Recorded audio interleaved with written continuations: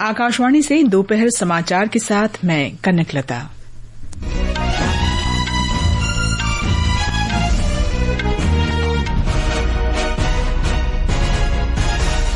प्रधानमंत्री नरेंद्र मोदी ने गुजरात में मेड इन इंडिया बैटरी चालित इलेक्ट्रिक वाहन ई विटारा को झंडी दिखाई और हाइब्रिड बैटरी इलेक्ट्रोड्स निर्माण संयंत्र का उद्घाटन किया।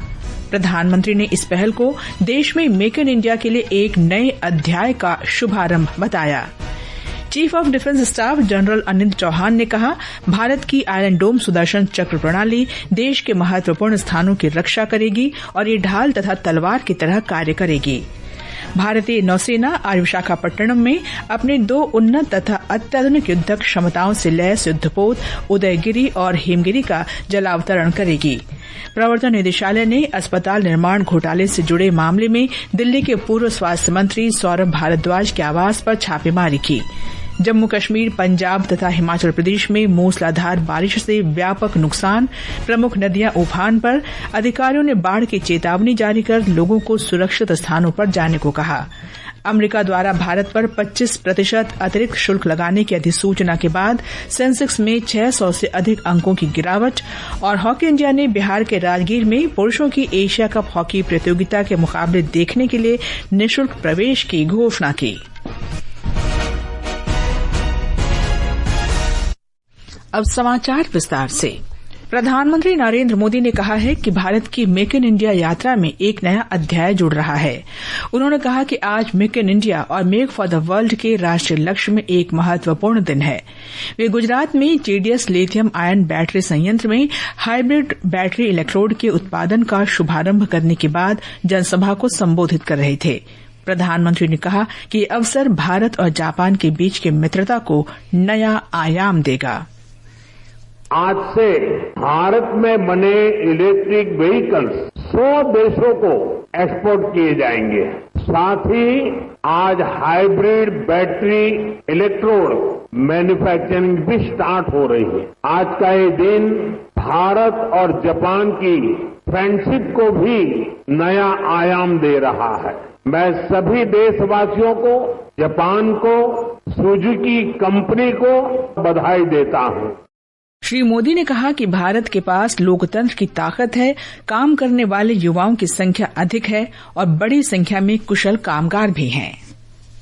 भारत के पास डेमोक्रेसी की शक्ति है और भारत के पास डेमोग्राफी का एडवांटेज है हमारे पास, इसलिए कि हमारे हर पार्टनर के लिए विन विन सिचुएशन बनाता है। मारुति सुजुकी जैसी कंपनियां मेक इन इंडिया की ब्रांड एम्बेसडर बन चुकी है। इससे पहले प्रधानमंत्री मोदी ने आज गुजरात के हंसलपुर से made in India battery electric वाहन ई विटारा को झंडी दिखाई। उन्होंने अहमदाबाद में हंसलपुर में सुजुकी मोटर के संयंत्र में प्रदर्शनी का अवलोकन भी किया। प्रधानमंत्री गुजरात के 2 दिन के दौरे पर हैं। एक सोशल मीडिया पोस्ट में श्री मोदी ने कहा कि आज का दिन पर्यावरण अनुकूल परिवहन के क्षेत्र में एक नए केंद्र के रूप में उभरने और आत्मनिर्भरता हासिल करने के भारत के प्रयासों का विशेष दिन है। केंद्र सरकार ने ओडिशा, मिजोरम और त्रिपुरा में ग्रामीण स्थानीय निकायों को सशक्त बनाने के लिए 15वें वित्त आयोग के अनुदानों की पहली किस्त के रूप में 284 करोड़ रुपए से अधिक राशि जारी कर दी है। केंद्र सरकार पंचायती राज मंत्रालय और जल शक्ति मंत्रालय के माध्यम से ग्रामीण स्थानीय निकायों तथा पंचायती राज संस्थाओं के लिए राज्यों को 15वें वित्त आयोग के अनुदान जारी करने की सिफारिश करती है। ये आवंटित अनुदान एक वित्त वर्ष में 2 किस्तों में जारी किए जाते हैं। बिहार सरकार ने नए बिहार औद्योगिक निवेश प्रोत्साहन पैकेज 2025 को मंजूरी दे दी है। इसके अंतर्गत नए उद्यम स्थापित करने वाले उद्योगपतियों और निवेशकों को भूमि संबंधी रियायत, ऋण में छूट सहित अन्य सहायता प्रदान की जाएंगी। मुख्यमंत्री नीतीश कुमार की अध्यक्षता में आज हुई मंत्रिमंडल की बैठक में इस पैकेज को मंजूरी दी गई। उद्यमियों को 40 करोड़ रुपए तक की ब्याज सब्सिडी और उद्योग स्थापित करने के लिए 30% तक की पूंजी सब्सिडी प्रदान की जाएगी। प्रमुख रक्षा अध्यक्ष जनरल अनिल चौहान ने कहा है कि भारत की स्वनिर्मित आयरन डोम प्रणाली सुदर्शन चक्र सामरिक, नागरिक और राष्ट्रीय महत्व के स्थलों की रक्षा करेगी। मध्य प्रदेश के आर्मी वॉर कॉलेज में आज युद्ध नीति और युद्ध संघर्ष पर तीनों सेनाओं के 2 दिवसीय संवाद कार्यक्रम रण संवाद 2025 को संबोधित करते हुए श्री चौहान ने कहा कि इस प्रणाली में सुदृढ़ बुनियादी ढांचे और प्रक्रियाओं का विकास शामिल होगा। प्रमुख रक्षा अध्यक्ष ने कहा कि ऑपरेशन सिंदूर जैसे आधुनिक युद्ध से रक्षा संबंधी उन्नत तकनीकों के कई उदाहरण मिले हैं। उन्होंने कहा कि भारत एक शांति प्रिय देश है, लेकिन शक्ति के बिना शांति काल्पनिक है। India has always stood on the side of peace. We are a peace-loving nation, but don't mistake, we cannot be pacifists. I think peace without power is utopian. And over here, I like to quote that, क्षमा शोभती उस भुजंग को जिसके पास गरल हो, उसका क्या जो दंतहीन विषरहित विनीत सरल हो। भारतीय नौसेना आज विशाखापट्टनम स्थित नौसेना अड्डे पर उन्नत तथा अत्याधुनिक युद्धक क्षमताओं से लैस युद्धपोत उदयगिरी तथा हिमगिरी का जलावतरण करेगी। रक्षा मंत्री राजनाथ सिंह इस समारोह की अध्यक्षता करेंगे। हमारे संवाददाता ने बताया है कि ये युद्धपोत समुद्री अभियानों को कुशलतापूर्वक पूरा करने में सक्षम है। ये पहला अवसर होगा जब 2 अलग अलग पोत कारखानों में निर्मित 2 अग्रणी सतही युद्ध पोतों का एक साथ जलावतरण किया जाएगा। मुंबई के Mazagon dock ship builders limited द्वारा निर्मित उदयगिरी और कोलकाता के garden reach ship builders and engineers द्वारा निर्मित हिमगिरी देश की बढ़ती जहाज निर्माण क्षमता के साथ साथ भारत के प्रमुख रक्षा पोत कारखानों के बीच तालमेल को भी प्रदर्शित करते हैं। मंत्रालय ने कहा कि उदयगिरी और हिमगिरी के जलावतरण से नौसेना की युद्धक क्षमता बढ़ेगी और युद्धपोत डिजाइन एवं निर्माण में आत्मनिर्भरता हासिल करने का भारत का संकल्प सिद्धि तक पहुंचेगा। दीपेंद्र की रिपोर्ट के साथ समाचार कक्ष से मनोज। ये समाचार हमारी वेबसाइट www.newsonair.gov.in और हमारे न्यूज ऑन एआईआर ऐप पर भी उपलब्ध हैं। दोपहर समाचार में आपका फिर स्वागत है। प्रवर्तन निदेशालय दिल्ली अस्पताल निर्माण घोटाले से जुड़े मामले में दिल्ली के पूर्व स्वास्थ्य मंत्री सौरभ भारद्वाज के आवास सहित 13 अलग अलग स्थानों पर छापे मार रहा है। आम आदमी पार्टी की सरकार के दौरान अस्पताल निर्माण परियोजनाओं की स्वीकृति में कथित अनियमितताओं के सिलसिले में ये छापेमारी की जा रही है। निदेशालय द्वारा परियोजनाओं में शामिल ठेकेदारों के दफ्तरों और आवासों पर भी तलाशी हो रही है।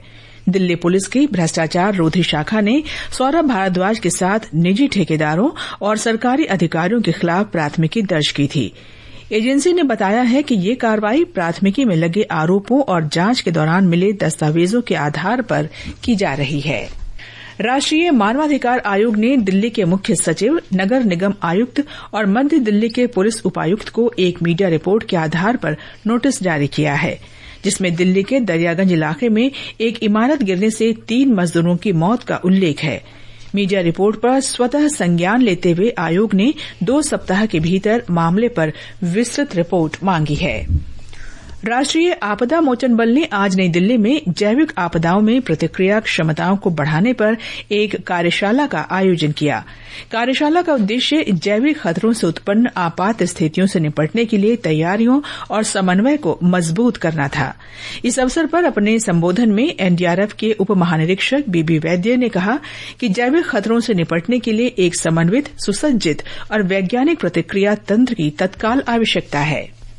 इस कार्यशाला का मुख्य उद्देश्य साइंटिफिक, मेडिकल फ्रेटर्निटी और डिजास्टर रिस्पांस एजेंसीज के बीच समन्वय को बढ़ाना है, ताकि जैविक आपात स्थितियों के दौरान एक एकीकृत और इफेक्टिव प्रभावी दृष्टिकोण अपनाया जा सके।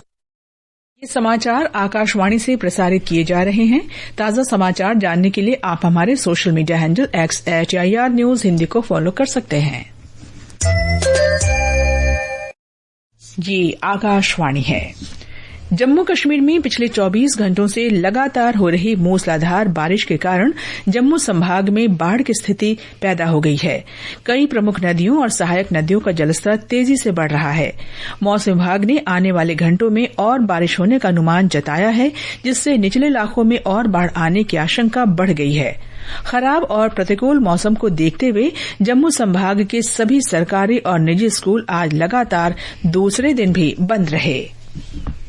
पंजाब के कई हिस्सों में पिछले कुछ दिनों से हो रही लगातार बारिश और हिमाचल प्रदेश से पंजाब की ओर आ रहे बरसाती पानी के कारण राज्य में स्थिति चिंताजनक हो गई है। व्यास, रावी और सतलुज सहित कई नदियों के उफान पर आने से फाजिल्का, फिरोजपुर, कपूरथला, होशियारपुर, गुरदासपुर और पठानकोट के कई हिस्सों में जलभराव की स्थिति उत्पन्न हो गई है और जनजीवन प्रभावित हुआ है। ब्यौरा हमारे संवाददाता से। पंजाब और हिमाचल प्रदेश में लगातार हो रही बारिश और भाखड़ा, पौंग और रंजीत सागर बांधों को सुरक्षित रखने के लिए उनके गेट थोड़े खोलने से राज्य के दोआबा, माझा और मालवा क्षेत्रों के कई हिस्सों में बाढ़ आ गई है। फाजिल्का और पठानकोट प्रशासन ने अलर्ट जारी कर लोगों को राहत शिविरों पर जाने के निर्देश दिए हैं। जिला पुलिस प्रमुख दिलजिंदर सिंह ने कहा कि कुछ गांव बुरी तरह प्रभावित हैं और सेना की मदद से ग्रामीणों को हवाई मार्ग से निकालने की व्यवस्था की जा रही है। राजेश बाली, आकाशवाणी समाचार, जलंधर। इस बीच मौसम विभाग ने आज दिल्ली, पंजाब, राजस्थान, हरियाणा, चंडीगढ़, गुजरात, हिमाचल प्रदेश, आंध्र प्रदेश, ओडिशा, जम्मू और कश्मीर, लद्दाख, गिलगित, बाल्टिस्तान और मुजफ्फराबाद में अलग अलग स्थानों पर मूसलाधार वर्षा की संभावना व्यक्त की है। वियतनाम के उत्तरी और मध्य क्षेत्रों में तूफान काजिकी से 3 लोगों की मौत हो गई और 10 अन्य घायल हो गए। तूफान के कारण मूसलाधार वर्षा होने और तेज हवाएं चलने से कई इलाकों में बाढ़ आ गई।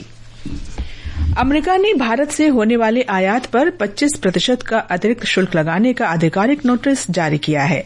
इसे अमेरिकी सीमा शुल्क और सीमा सुरक्षा के जरिए गृह विभाग से जारी किया गया है और नया शुल्क कल से प्रभावी होगा।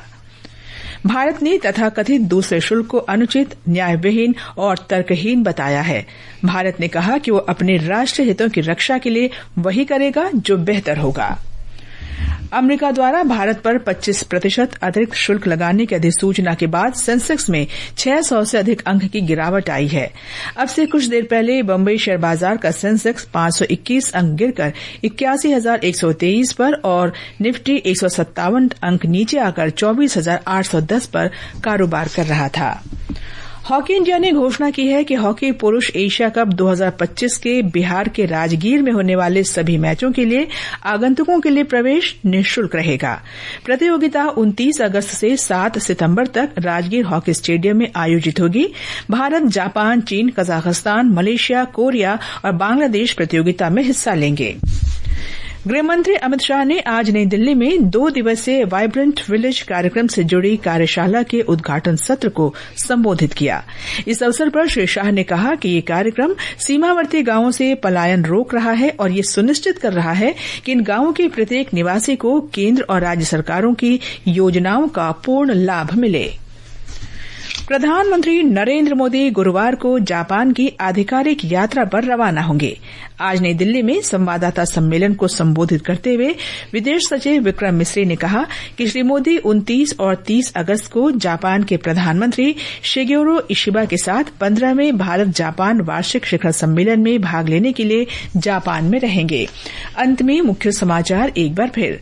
प्रधानमंत्री नरेंद्र मोदी ने मेड इन इंडिया बैटरी चालित इलेक्ट्रिक वाहन ई विटारा को झंडी दिखाई और हाइब्रिड बैटरी इलेक्ट्रोड्स निर्माण संयंत्र का गुजरात में उद्घाटन किया। प्रधानमंत्री ने इस पहल को देश में मेक इन इंडिया के लिए एक नए अध्याय का शुभारंभ बताया। Chief of defence staff general Anil Chauhan ने कहा, भारत की आयरन डोम सुदर्शन चक्र प्रणाली देश के महत्वपूर्ण स्थानों की रक्षा करेगी और ये ढाल तथा तलवार की तरह कार्य करेगी। भारतीय नौसेना आज विशाखापट्टनम में अपनी 2 उन्नत और अत्याधुनिक युद्धक क्षमताओं से लैस युद्धपोत उदयगिरी तथा हिमगिरी का जलावतरण करेगी। प्रवर्तन निदेशालय ने अस्पताल निर्माण घोटाले से जुड़े मामले में दिल्ली के पूर्व स्वास्थ्य मंत्री सौरभ भारद्वाज के आवास पर छापेमारी की।